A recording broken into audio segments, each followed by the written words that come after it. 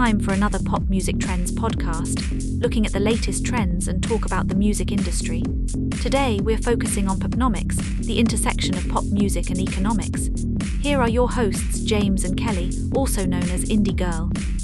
Okay, so let's dive in. We're tackling something pretty heavy today. It's what a really experienced artist is calling the entirely unsustainable situation in the music business right now. Right. And this isn't just, vague complaining. This is coming from people who actually made it. They broke through, navigated huge changes in the industry. Exactly. We're talking about a financial red alert, really. And the main voice we're hearing from is Shirley Manson of Garbage. I mean, this is someone who's seen it all, sold millions of records, played massive stages from the whole 90s CD thing right through to, today's streaming world. Yeah, that's decades of experience.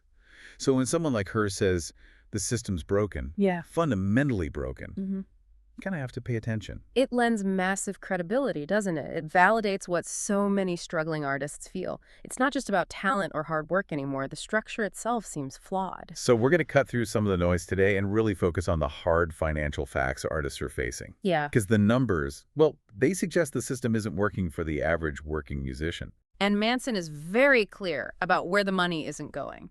Let's hit that really shocking statistic right up front because it kind of frames the whole issue. Manson claims the average musician is pulling in something like $12 a month from Spotify.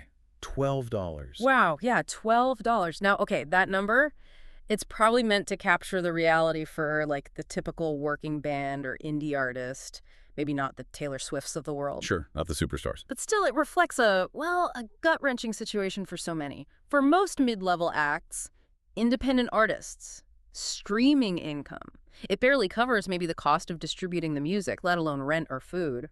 Forget a living wage. It's brutal. But, Manson's a star. Is there a risk here of making it sound like everyone is failing when maybe the top 1% are okay? Well, that's a fair point, and it's key. The very top tier, they're often insulated by bigger deals, more leverage, legacy status. But the middle class of musicians, the ones who really drive culture, who tour constantly, They're getting squeezed. They're being starved out. Streaming promised this wide reach, this access, but the payout is just pennies, often. And because that income stream dried up, it puts immense, almost catastrophic pressure on the other main source of income, touring. Right, which Manson also highlights. She says it's nearly impossible now for bands to actually make a profit from touring unless they stick to, the big coastal cities. Yeah, touring used to be where bands made their money, right? It was the bedrock. Now, it's a massive financial gamble every time they load up the van. So what's changed? Why is it such a gamble now? It's really about the explosion in costs, everything involved in putting a band on the road. Travel, gas, hotels, renting gear. Especially the backline, right? The amps, the drums. Yeah. Stuff you can't always fly easily. Exactly. The backline rentals. Those costs have just skyrocketed. So for playing in, say, mid-sized cities or smaller towns, the money you might make from ticket sales often doesn't even cover the basic costs of just being on the road for that leg of the tour. So the band ends up What? paying out of their own pockets just to play shows, subsidizing their own gigs. Pretty much. They're paying for the exposure, hoping it leads to something else down the line, maybe more merch sales, keeping the name out there. Okay, so if the artists are taking on all this risk and often losing money, where's the money going? Who's actually collecting? That's the million-dollar question, isn't it? And Manson points fingers directly. She talks about the record labels, big ticketing companies like Ticketmaster, even the merch companies taking huge cuts. So the middlemen. Yeah, the more layers you have between the person creating the music and the fan listening to it, the more slices get taken out of the pie. And the artist, who carries all the creative and a lot of the financial risk, often ends up with just the crumbs. It's not just abstract numbers, though. To really get it, we need to hear what it's like on the ground. Let's bring in Fishbone's perspective here. They're a band with, 40-plus years under their belt? Yeah, decades of experience, and they basically confirm everything Manson is saying. It really grounds the whole issue. So even a band with that kind of history and respect is still struggling with these costs. Gas, hotels, venue cuts. Absolutely. They talk about the rising costs for everything. It proves this isn't just about new bands not knowing the ropes. It's systemic. It hits veterans, too. And they talk about promoters, right? And this whole game around pre-sale. Oh, yeah. It's high stakes. Bands are pushing ticket sales hard months ahead of the show because promoters are watching that pre-sale data like hawks. Fishbone says if those early sales don't show strength, well, that's when the trouble starts. Trouble like. Like unforeseen circumstances, as they put it, which almost always means one thing. The promoter asking for a reduction. A reduction in what they promised to pay the band. Exactly. The promoter's already on the hook for the venue, costs the rent, the staff, lights, sound. If pre-sales look weak, they get nervous, and they might use a clause in the contract or just pressure the band to take a less than the agreed-upon guarantee. And the bands, they just have to accept it, take the pay cut. Often, yeah. They might need that guarantee to cover their own road costs, pay the band members. But if they refuse the reduction, well, Fishbone explains why they often take the hit. Why? Why agree to make less, maybe even lose money on the show? Because the music business, especially touring, is built on relationships. It's this kind of unspoken thing. Do me a solid now, help me out when sales are soft, and maybe I'll book you again later, give you a better slot. So it's like fear of being blacklisted. Pretty much. If you push back too hard, you risk damaging that relationship with the promoter, maybe even the whole venue chain. And that could kill your ability to tour in that region altogether. It's tough. Wow. Just think about that.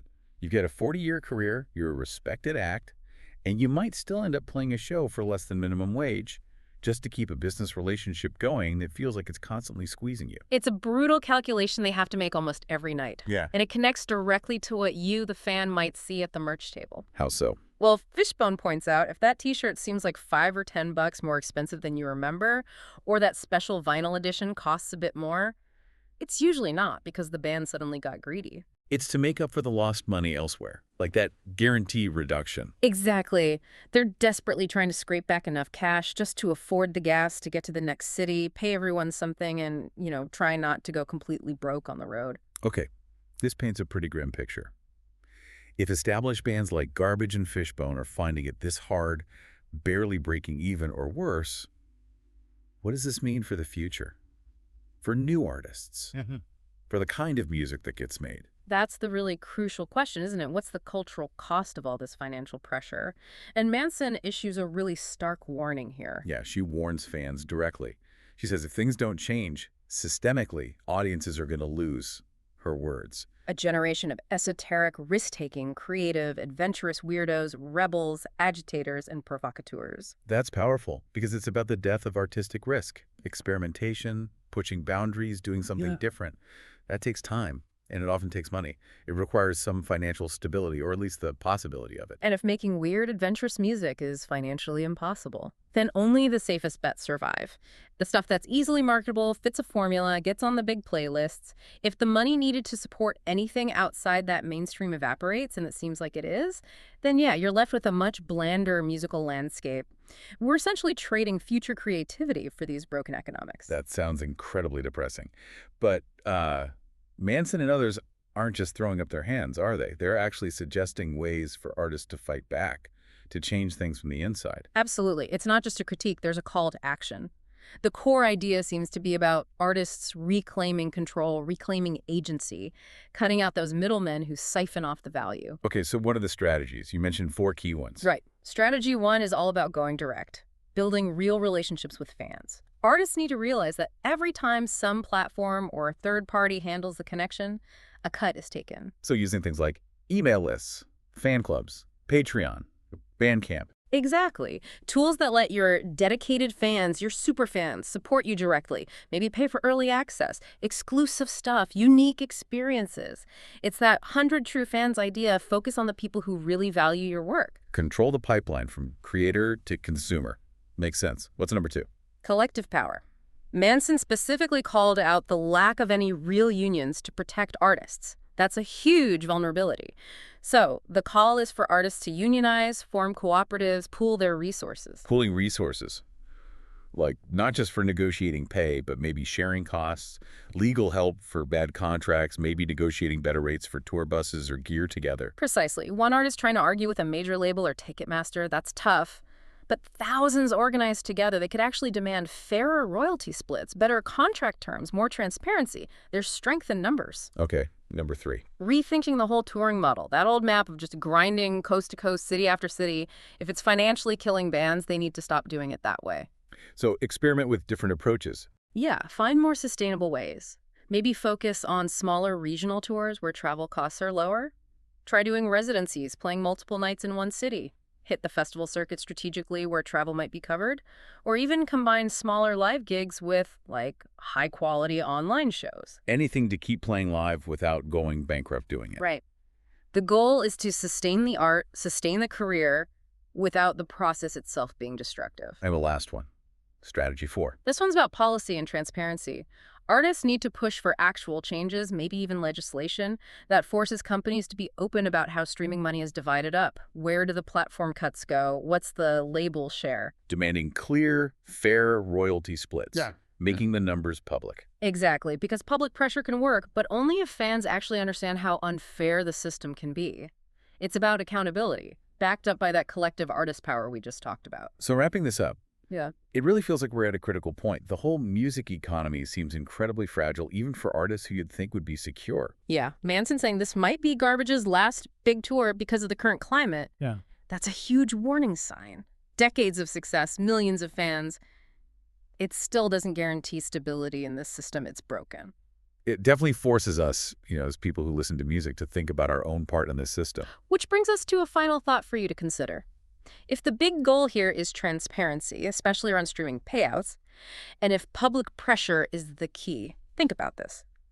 What single piece of financial data, if it were suddenly made totally public tomorrow, maybe the exact percentage Spotify keeps versus the label, or the label versus the artist, or even the fee Ticketmaster takes per ticket, which number, if revealed, do you think would cause the biggest, fastest shift in how you behave as a consumer and how much pressure would fall on the industry?